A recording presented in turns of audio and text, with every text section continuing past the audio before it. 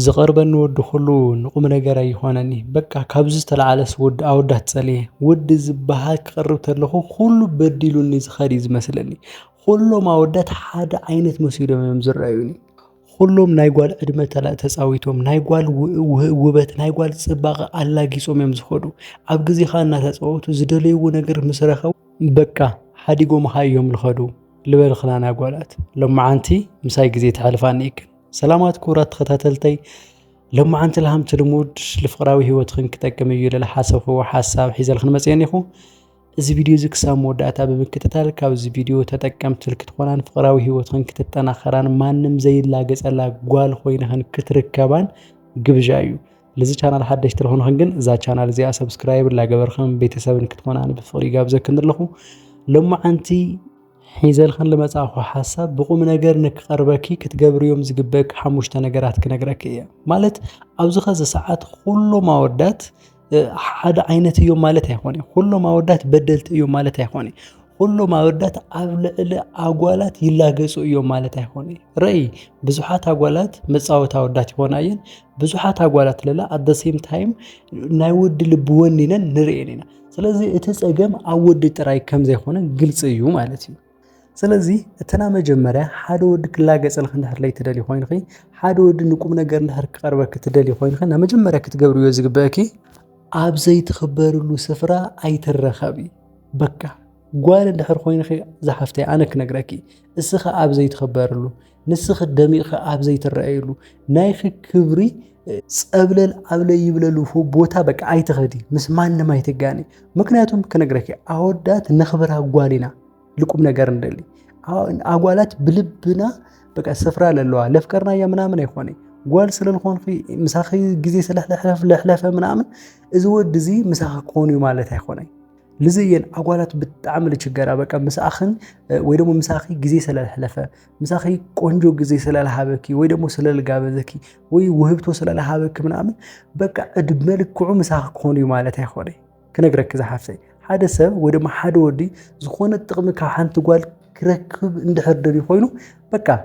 ልደለኽዮ ክገብረልክ ይኽእል እዩ ነገር ግን እታ ዝደለያ ወይ ደሞ እታ ፖይንቱ ክሳብ ዝረክብ ምሳኺ ደስ ዝበለኩ ነገር ክገብር ይኽእል እዩ ስለዚ ብዚ ነገር ኣይትሸወዲ ንዕናይ ክትበሃል ተለኺ ወይ ድማ ኣብ ልኾነ ምስኡ ዋላ ይኹን ወይ ምስ ኣዕርኽቲ ክኾን ይኽእል እዩ ወይ ምስ ናዩ ቤተሰብ ክኾን ይኽእል እዩ ብቻ ምስ ልኾነ ይኹን በቃ ችግር የብሉ ግን ኣብ ለይትኽበርሉ ስፍራ ኣይትኸዲ ምክንያቱም ኣወዳት ነኽብራ ጓል ጥራይና ንሓዳር ንቁም ነገር ንምናያ እቲ መበል ካልኣይ ለለ ብቐሊሉ እሺ ኣይትበሊ ንኹሉ ነገር እሺ ኣይትበሊ እዚ ማለት እንታይ ማለት መሲልኪ ሓደ ወዲ ጋቢዙ ክንዮ ማለት ሓደ ወዲ ኩሉ ግዜ እሺ ትብል የለኽ ማለት ዋጋኽን ክብርኽን ንከይፈልጥ ይኽትገብርዮ ባይዘው እዚ ወዲ እዚ ሓሙት ልትገብርዮ የለኽ ወዲ ሕማቕ ኮይኑ የኾነይ ተረዲኽኒ ወይ ጓል ላይ የኽብር ኮይኑ ይኾነይ ወይ ለፍቅር ላይ ሒዙ ኮይኑ ይኾነይ ግን ቅርበትኩም ይውስኖ እዩ ኣቀራርባኩም ይውስኖ እዩ ንስኺ ሶኸ እሺ እንድሕር ትብልዮ ኮይንኺ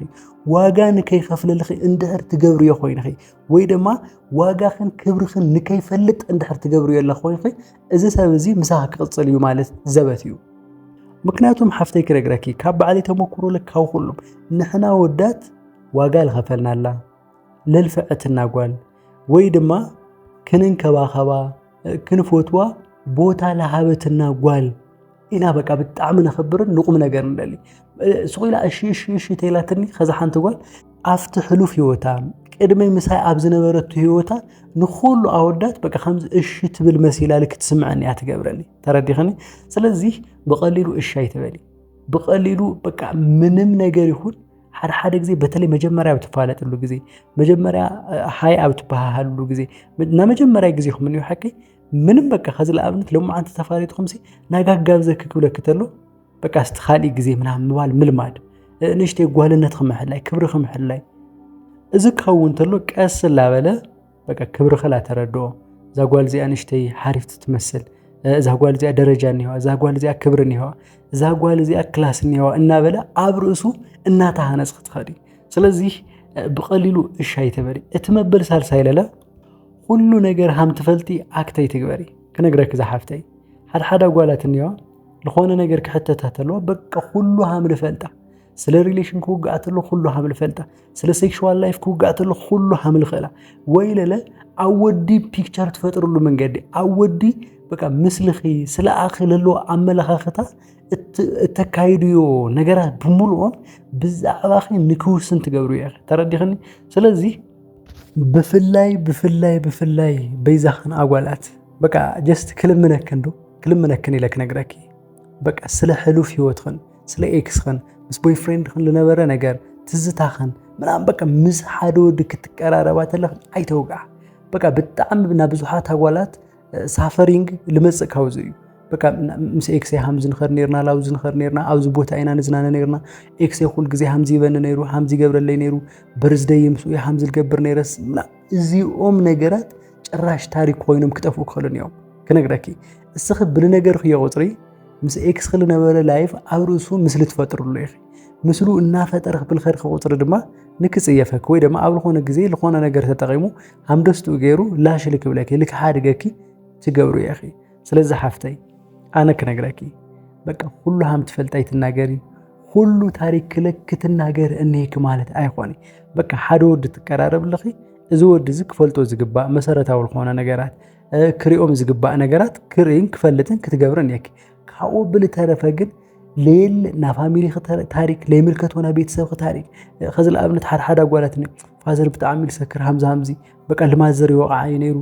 ብራዘር በቃ ሃምዚ ብጣዕሚ ለቸክረና ገዛ ኢትስ ናት ነሰሳሪ ኣድላይ ለይኾኑ ነገራት እዮም እዚኦም ስለዚ ሓፍተይ ክነግረኪ ኩሉ ሃም ትፈልጥን ኩሉ ነገር ሃም ትናገር ዓይነት ጓል ኣይትኾኒ እዚ ናይ ደካማ ጓል ባህሪ እዩ እቲ መበል ራብዓይ ለለ ኣብኡ ጽግዕተኛ ኣይትኾኒ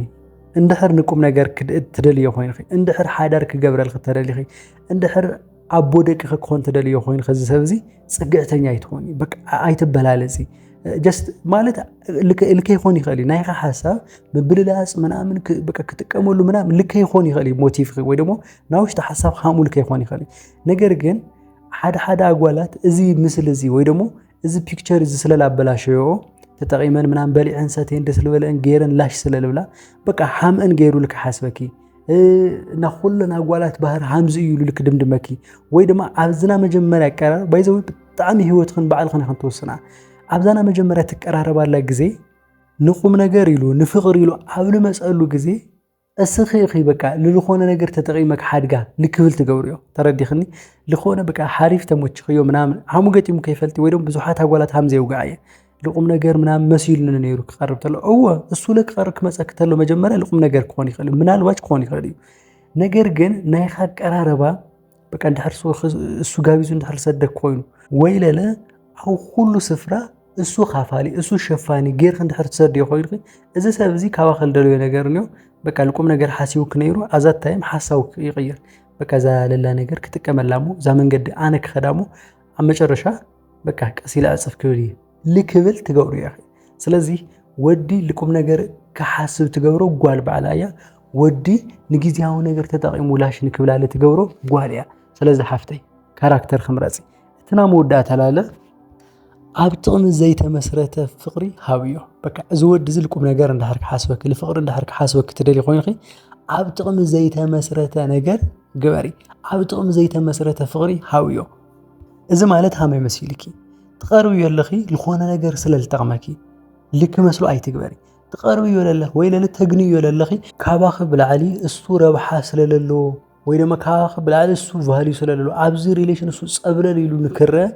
كتجبري يا بالخي بقى زبت لي زنا مجمرة جزي عبزنا مجمرة أنا فقري هوتهم كنجرك عرسخ عالي صقعتني يدخلي بقى همودك نجرك كلنا عودات